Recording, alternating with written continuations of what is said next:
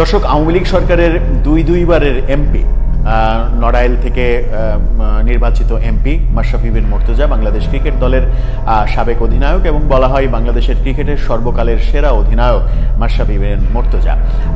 তিনি সর্বশেষ নির্বাচনে, যেটা 2024-এর 7 জানুয়ারি হলো, সেই নির্বাচন পরবর্তী সময়ে তাকে সংসদের হুইপের দায়িত্ব দেওয়া হয়েছিল, বড় দায়িত্ব দিয়েছিল আওয়ামী লীগ। গত বছর 5 আগস্ট সরকার পরিবর্তনের পরে তার নড়াইলের বাড়ি কুড়িয়ে দেওয়ার ঘটনাও আমরা দেখেছি। যদিও নড়াইলে তথ্য এরকমই ছিল যে নড়াইলে দল মত নির্বিশেষে মাশরাফি সবার কাছে গ্রহণযোগ্য, সবার ভালোবাসার পাত্র। কিন্তু 5 আগস্টের সরকার পরিবর্তনের পরে দেখেছি যে বাংলাদেশে অনেক অপরাধীর বাড়ি না পুড়লেও মাশরাফির বাড়ি ঠিকই পুড়েছে। সে নিয়ে খেদ জানিয়েছিলেন, তিনি কষ্ট প্রকাশ করেছিলেন, কিন্তু কারা করেছে সেটা তিনি চোখের সামনে দেখলেও তাদের বিরুদ্ধে কোনো মামলা মোকদ্দমা, কোনো ধরনের অ্যাকশন নেবেন না বলে জানিয়েছিলেন। সেই মাশরাফি বিন মুর্তজা কি আওয়ামী লীগ ছেড়ে দিয়েছেন? আওয়ামী লীগ থেকে তিনি ইস্তফা দিয়েছেন কিংবা রাজনীতি থেকে ইস্তফা দিয়েছেন? সেরকমটাই এবার শোনা গেল, এবং শোনা গেল উপদেষ্টা আসিফ মাহমুদ সজীব ভুঁইয়ার বয়ানে। তিনি বলতে চাইলেন যে মাশরাফি বিন মুর্তজা তার রাজনৈতিক অবস্থান ত্যাগ করেছেন। তাহলে কি মাশরাফি আওয়ামী লীগ ছেড়ে দিয়েছেন? তিনি আর আওয়ামী লীগ করেন না? কিংবা তিনি আগামীতে অন্য কোনো রাজনীতির সঙ্গে জড়িত হচ্ছেন? কিংবা মাশরাফি কি ক্রিকেট বোর্ডের কিংবা ক্রিকেট সংশ্লিষ্ট কোনো দায়িত্বে আসার জন্য রাজনীতি থেকে ইস্তফা দিলেন? একটু বোঝার চেষ্টা করব আসিফ মাহমুদ সজীব ভুঁইয়া কি তথ্য দিলেন, তার তথ্যটা সঠিক নাকি ভুল। থাকবেন পলিটিক্স টিভির নিয়মিত আয়োজনে।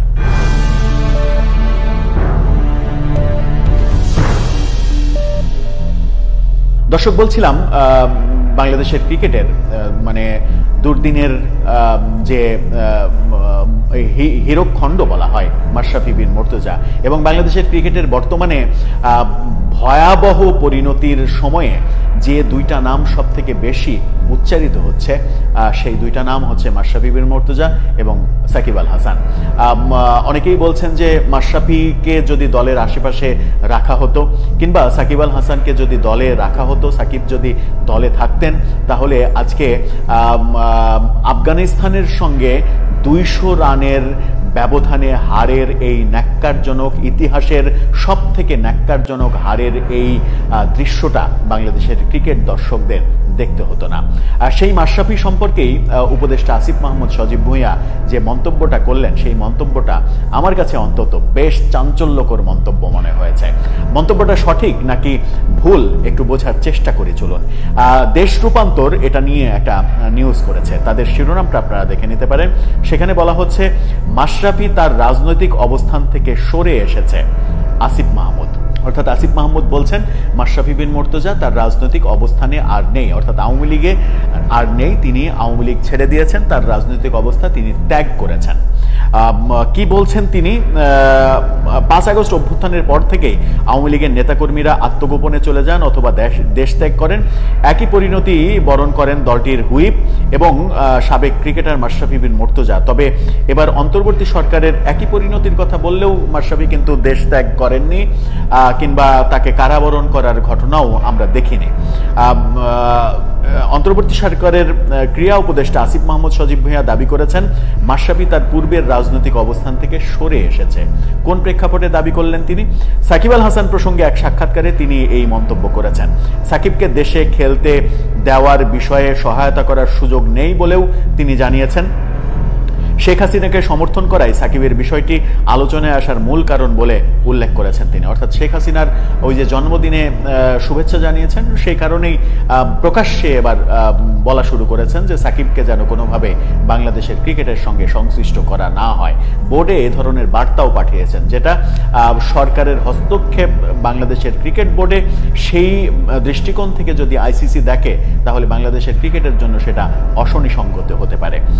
সাকিব সম্পর্কে তিনি তিনি বলেছেন শেয়ার মার্কেটে কেলেঙ্কারি নিয়ে মামলা, তারপর আরও কিছু ফিনান্সিয়াল ফ্রড নিয়ে দুদকের মামলা চলছে, তারপর তার বাবা হত্যাকাণ্ডের সঙ্গে জড়িত ছিল এমন ভিডিও সামনে এসেছে, তার পরিবারের বিরুদ্ধেও সম্ভবত হত্যা মামলা আছে।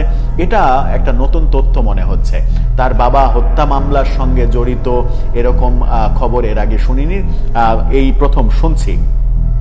তো এতগুলো কারণে সামনে এসেছে বিষয়টা, এমন না যে আমরা পিক আপ করে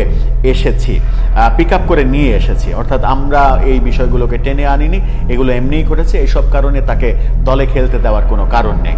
সাকিবের প্রসঙ্গে থেকে তিনি মাশরাফির রাজনৈতিক অবস্থান নিয়ে বলেছেন, কিন্তু মাশরাফি বিন মুর্তজার বিষয়ে এমন কিছু আছে কিনা এমন আমার জানা নেই বা আমার চোখে পড়েনি। অর্থাৎ মাশরাফির বেলাতে সাকিবের মতো এত অভিযোগ তার ব্যাপারে নেই, এটা তিনি বলেছেন। এটা পজিটিভ কথা যে সাকিবের বিরুদ্ধে যত অভিযোগ নানা দিক থেকে শোনা যাচ্ছে মাশরাফির বেলাতে সেগুলো নেই। তিনি বলছেন আমার জানা মতে উনি ওনার যে রাজনৈতিক অবস্থান ছিল সেটা থেকেও আবার সরে এসেছেন। ফেসবুকে উনি স্পষ্ট করে বলেছেন, এটা আমার মনে পড়ে। অর্থাৎ তিনি বলছেন যে মাশরাফি বিন মুর্তজা তার রাজনৈতিক অবস্থান থেকে সরে এসেছেন, ফেসবুকে নাকি এটা তিনি ঘোষণা দিয়েছেন।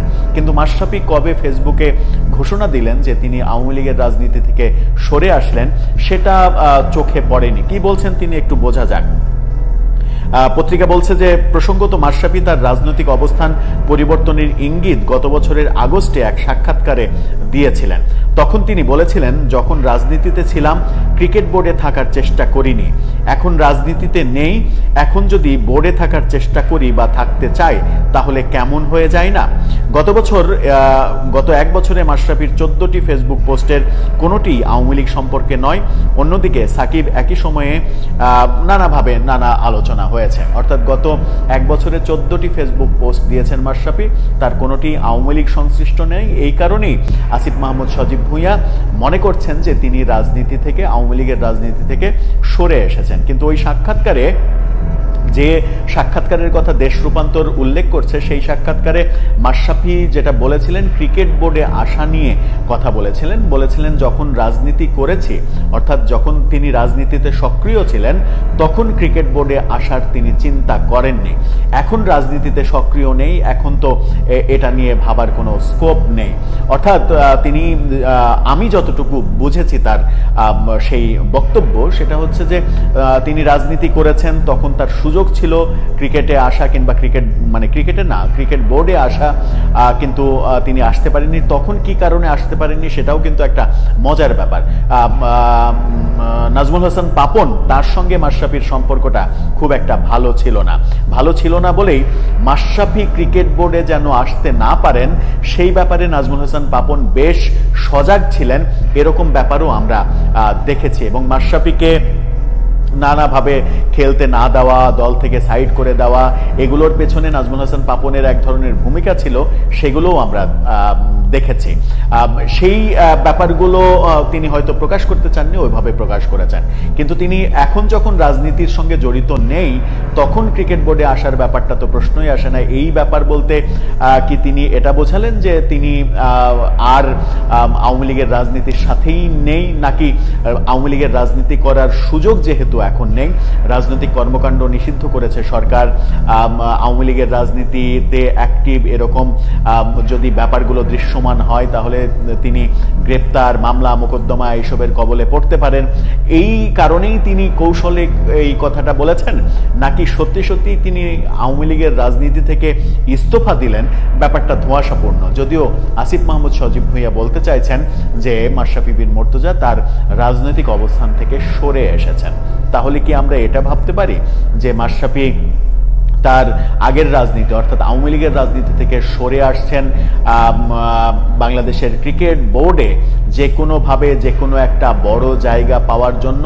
আসিফ মাহমুদ সজীব ভুঁইয়ার সঙ্গে তার কি কোনো লিঙ্ক আপ হয়েছে, তার কি কোনো সম্পর্ক তৈরি হয়েছে, যে সম্পর্ক তৈরি করে তিনি বাংলাদেশের ক্রিকেটে একটা ভালো জায়গা পেতে চাইছেন?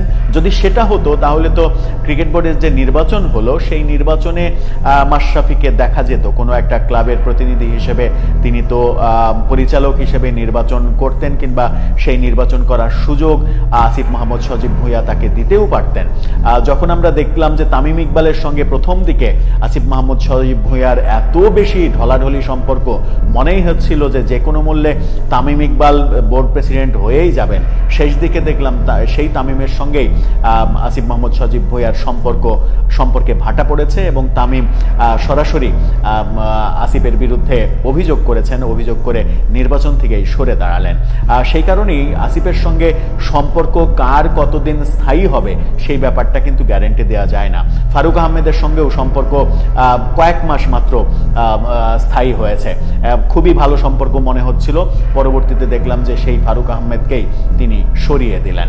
সুতরাং তার সঙ্গে সম্পর্ক গড়া কিংবা ভাঙা এই ব্যাপারগুলো খুব যে স্থায়ী হবে যদি মাশরাফি সম্পর্ক করতেও চান। আর এখন মাশরাফি এতটা বোকা হওয়ার কথাও নয়, যখন আসিফ মাহমুদ সজীব ভুঁইয়ার আর মেয়াদ 2 মাস রয়েছে, 2 মাসের মধ্যেই তাকে পদত্যাগ করতে হবে। নির্বাচনের তফসিলের আগে যেহেতু তিনি পদত্যাগ করবেন এবং নির্বাচন করবেন, সেহেতু এই 2 মাসের জন্য মাশরাফি আসিফ মাহমুদ সজীব ভুঁইয়ার সঙ্গে লবিং করবেন, লবিং করে ক্রিকেটে একটা জায়গা করে নেবেন, ব্যাপারগুলো খুব একটা গ্রহণযোগ্য তথ্য বলেও মনে হয় না। দর্শক, আপনার কি মনে হয়? মাশরাফি বিন মুর্তজা আওয়ামী লীগের রাজনীতি থেকে তাহলে কি ইস্তফা দিয়ে দিলেন, ভিন্ন কোনো রাজনীতির কথা ভাবছেন, নাকি এতদিন পরে এসে ভাবছেন যে রাজনীতিতে জড়িত হওয়াটাই তার একটা বড় ভুল সিদ্ধান্ত হয়েছিল, যেখানে ক্রিকেটার মাশরাফি কিংবা ক্যাপ্টেন ম্যাশ অনেক বেশি কলঙ্কিত হয়েছে? আপনার মতামত জানিয়ে লিখতে পারেন আমাদের কমেন্ট বক্সে।